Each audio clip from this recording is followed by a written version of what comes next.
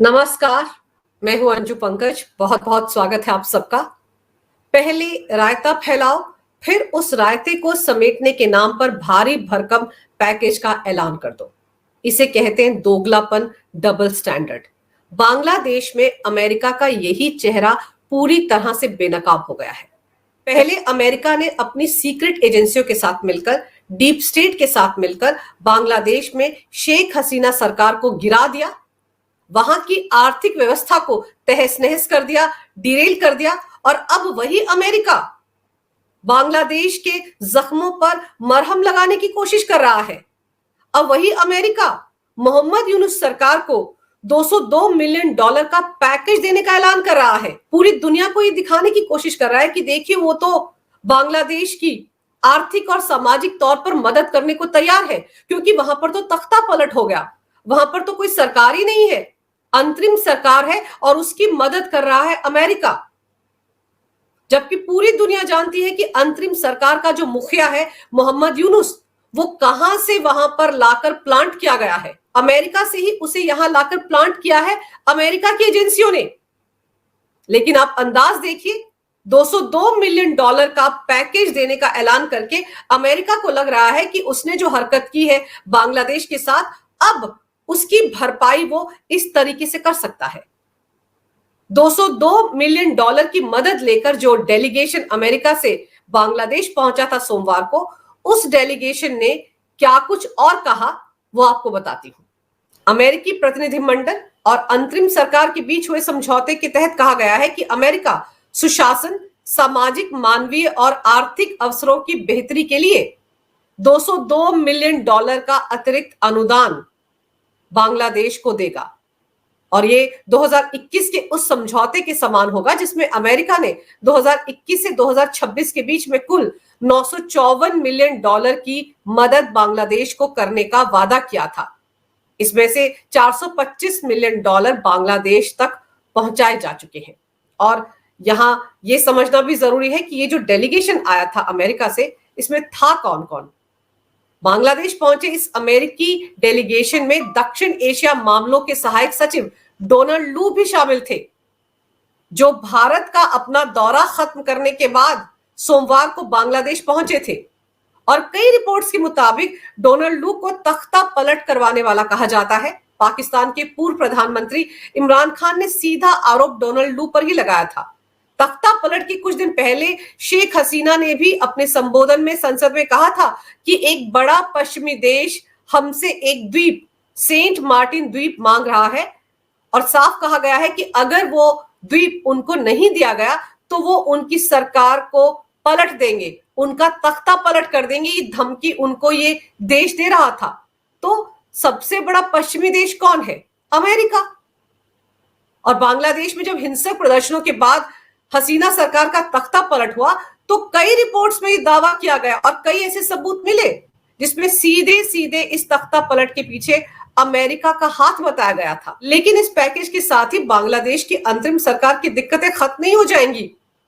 $800 million का बकाया उसका भारत में अडानी ग्रुप पर है।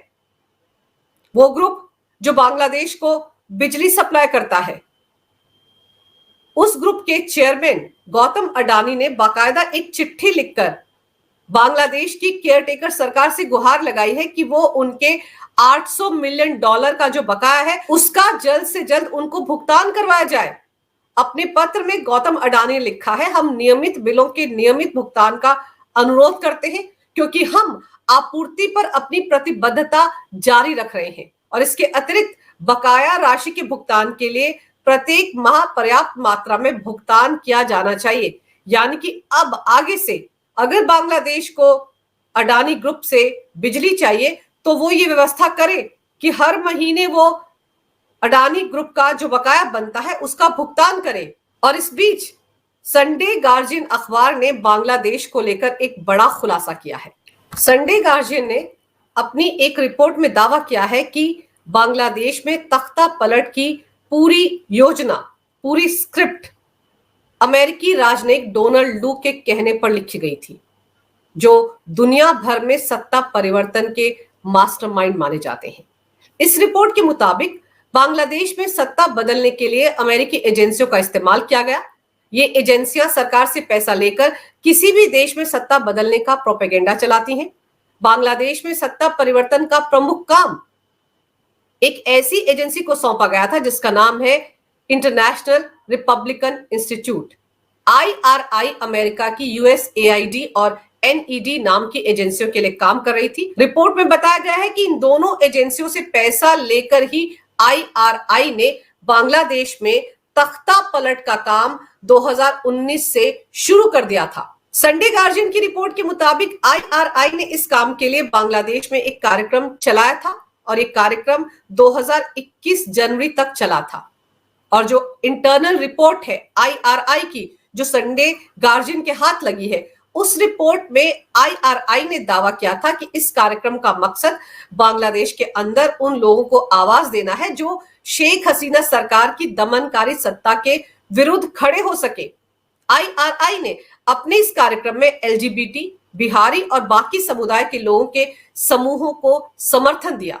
इसके तहत 77 एक्टिविस्ट को बाकायदा ऐसी ट्रेनिंग दी गई जो शेख हसीना सरकार के खिलाफ प्रोपेगेंडे को अपने ही देश में चला सके। इन एजेंडाधारी लोगों को बड़ी धनराशि भी दी गई थी। करोड़ों का भुगतान किया गया था शेख हसीना सरकार के खिलाफ प्रोपेगेंडा चलाने के लिए। इनको पैसा अमेरिका की सरकारी एजेंसियों की तरफ से मुहैया करवाया गया था, यानी IRI को यह पैसा अमेरिकी सरकार की एजेंसियों ने दिया था। इसका मतलब यह है कि अमेरिका ने ऐसे लोगों की एक पूरी जमात खड़ी कर ली थी जो एक तो उनके पक्ष में बोलने को तैयार थी और दूसरी तरफ पुरजोर तरीके से शेख हसीना सरकार के हर काम के खिलाफ आवाज उठाने को तैयार थी।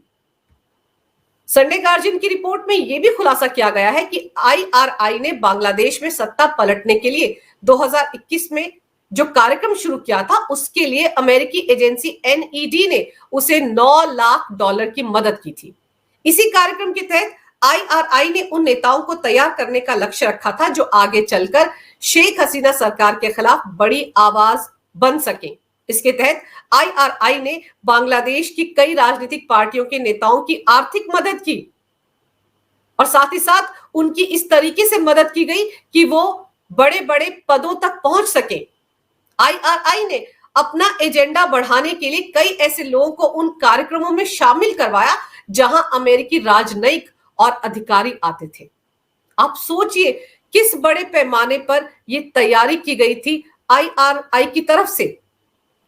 और अगर शेख हसीना सरकार की खिलाफत करने वाले राजनीतिक संगठनों के नेताओं को बड़े बड़े ओहदों तक पहुंचाया गया और ऐसे ऐसे कार्यक्रमों में उनको ले जाया गया जहां पर अमेरिकी राजनयिक आते थे, तो आपको यहां यह भी याद रखना पड़ेगा कि अभी कुछ दिन पहले कई अमेरिकी राजनयिकों ने असदुद्दीन ओवैसी से उनके घर पर जाकर मुलाकात की थी, उमर अब्दुल्ला से मुलाकात की थी श्रीनगर जाकर, और फिर अभी जब राहुल गांधी अमेरिका के दौरे पर गए थे तो तमिलनाडु के CM M.K. स्टालिन भी अमेरिकी दौरे पर थे, कर्नाटक के deputy CM D.K. Shiv Kumar भी अमेरिकी दौरे पर थे और कमल हासन भी अमेरिका के दौरे पर थे।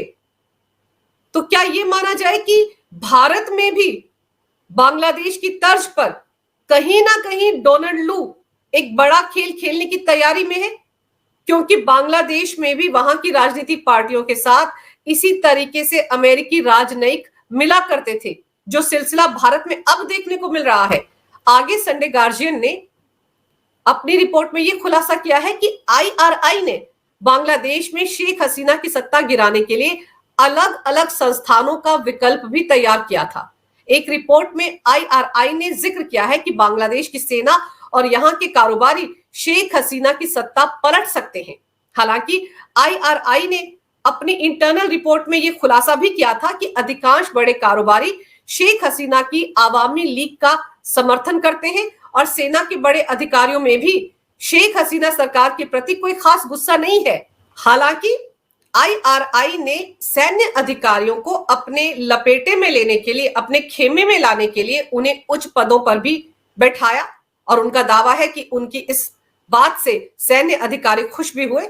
लेकिन साथ ही साथ उन्होंने अपनी रिपोर्ट में यह कहा कि यह मामला इसलिए ज्यादा समय लेगा क्योंकि आवामी लीग को लेकर लोगों के मनों में या वहां के सैन्य अधिकारियों के दिलों में या कारोबारियों के दिलों में कोई नफरत है ही नहीं। इसीलिए उनको 2019 से जो उन्होंने मुहिम शुरू की थी वो 2024 में करने में कामयाब हुए। अब सोचिए 2019 में आईआरआई ने तख्ता पलट की कवायद शुरू की थी और वो कामयाब कब हुए? 2024 में जाकर। कितने साल लग गए उनको? 5 से 6 साल लग गए उनको शेख हसीना सरकार का तख्ता पलट करने में। आगे संडे गार्जियन की रिपोर्ट में कहा गया है कि बांग्लादेश की प्रमुख विपक्षी पार्टी बीएनपी का पैंतरा भी आईआरआई आजमाना चाहती थी, लेकिन उसे इस पार्टी पर बीएनपी पर ज्यादा भरोसा नहीं था।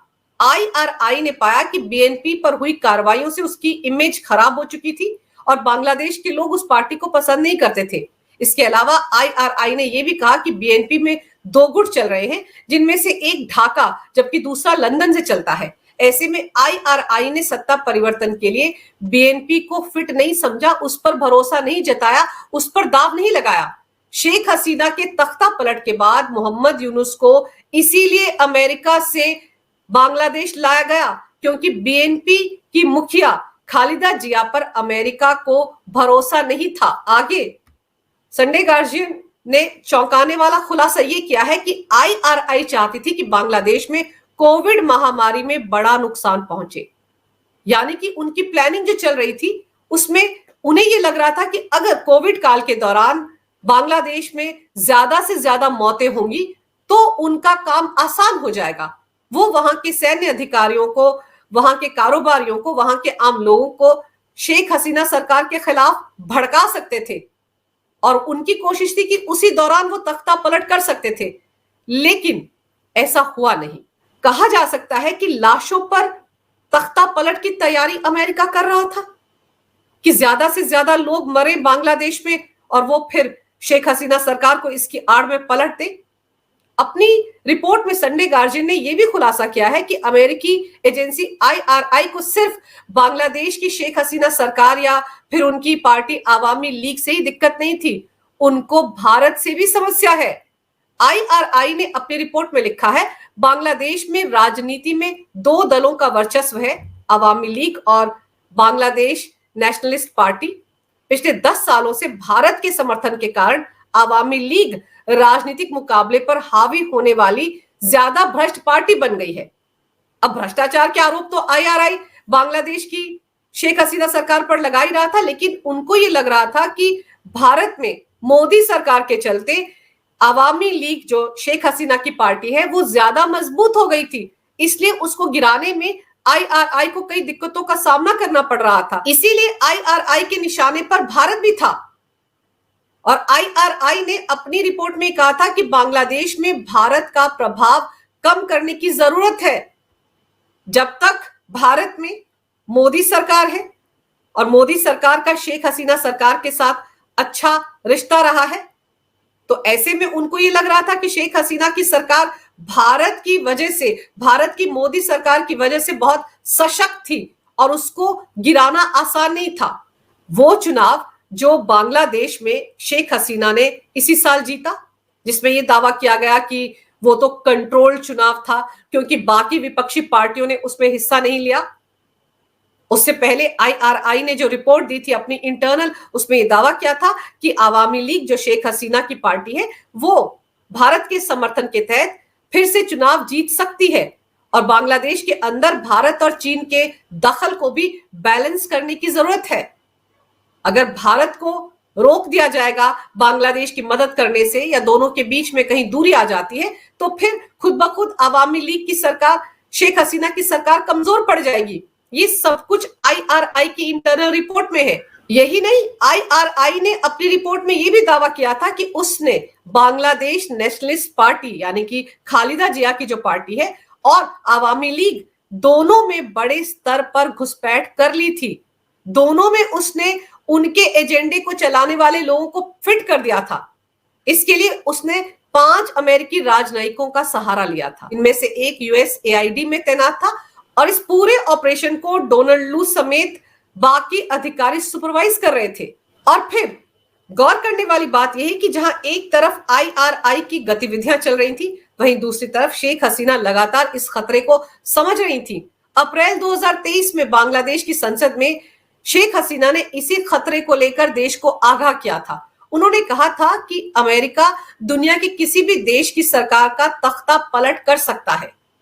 इससे पहले अमेरिका ने लगातार शेख हसीना की सरकार पर दबाव बनाना चालू कर दिया था।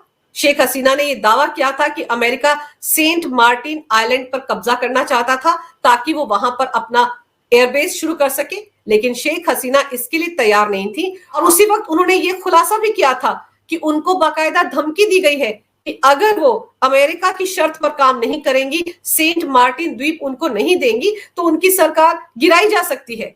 और इसी के तहत दबाव बढ़ाने के लिए ही अमेरिका ने हसीना सरकार के अधिकारियों पर कई तरह के प्रतिबंध लगा दिए थे।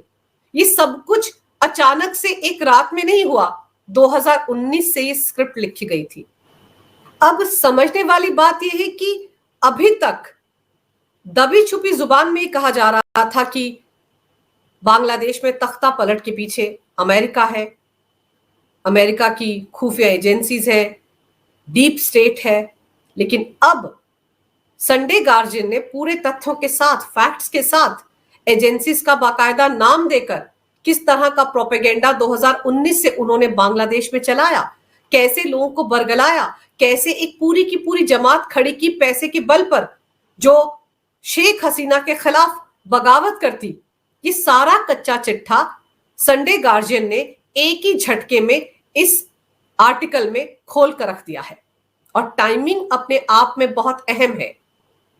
राहुल गांधी का 3 दिन का दौरा खत्म हो चुका है अमेरिका का, और 21 सितंबर से पीएम मोदी 1 हफ्ते के लिए अमेरिका जा रहे हैं। और उससे ठीक पहले संडे गार्जियन में ये सारी की सारी रिपोर्ट छपती है। अब जाहिर सी बात है, सवाल ये उठता है कि क्या पीएम मोदी अमेरिकी दौरे के दौरान जब भी वहां के अधिकारियों से मुलाकात करेंगे, जो बाइडेन से मुलाकात करेंगे, वहां के लॉ मेकर्स से बात करेंगे, वहां पर एनआरआईज को संबोधित करेंगे, तो क्या उस दौरान वो इस मुद्दे को उठाएंगे? और सबसे बड़ी बात यह है कि बांग्लादेश में अमेरिका की इस कार्रवाई से, तख्ता पलट की इस साजिश से सबसे ज्यादा खामियाजा वहां पर रह रहे हिंदुओं ने भुगता है। उनके साथ हिंसा हुई है, उनके साथ मारकाट हुई है। और अब जब अमेरिका का सीधे सीधे हाथ नजर आ रहा है इस तख्ता पलट के पीछे, तो वहां की बाइडेन सरकार तो कटघरे में खड़ा होगी ही होगी। और पीएम मोदी अमेरिकी दौरे के दौरान इस मुद्दे पर जरूर आवाज बुलंद करेंगे। वो बात अलग है कि राहुल गांधी ने 3 दिन के दौरे के दौरान एक बार भी बांग्लादेशी हिंदुओं का मुद्दा अमेरिका के लॉ मेकर्स के सामने नहीं उठाया। किसी भी सभा में, किसी भी प्रेस कॉन्फ्रेंस में उन्होंने बांग्लादेशी हिंदुओं के मुद्दे पर एक शब्द नहीं कहा। तो ये मुद्दा भी बड़ी जल्दी ठंडे बस्ते में जाने वाला नहीं है, क्योंकि बिल्कुल इसी स्ट्रेटजी के साथ जो कुछ अमेरिका की सीक्रेट एजेंसियों ने बांग्लादेश में किया है, बिल्कुल उसी एजेंडे पर, उसी ढर्रे पर चलते हुए ये एजेंसियां भारत में भी रायता फैलाने की तैयारी में है। तो पीएम मोदी अपने अमेरिकी दौरे के दौरान अमेरिका की सीक्रेट एजेंसियों और डीप स्टेट को एक कड़ा संदेश देने वाले हैं। वो कहते हैं ना, बात निकली है तो दूर तलक तो जाएगी ही। अगर आपको ये वीडियो अच्छा लगे तो कृपया इसे लाइक करें, शेयर करें। अगर आप पहली बार मेरे चैनल पर आए हैं तो कृपया मेरे चैनल को सब्सक्राइब करना ना भूलें। मेरे चैनल को अपना पूरा समर्थन दें। ये वीडियो देखने के लिए बहुत बहुत धन्यवाद। नमस्कार। भारत माता की जय हो। वंदे मातरम और जय श्री राम।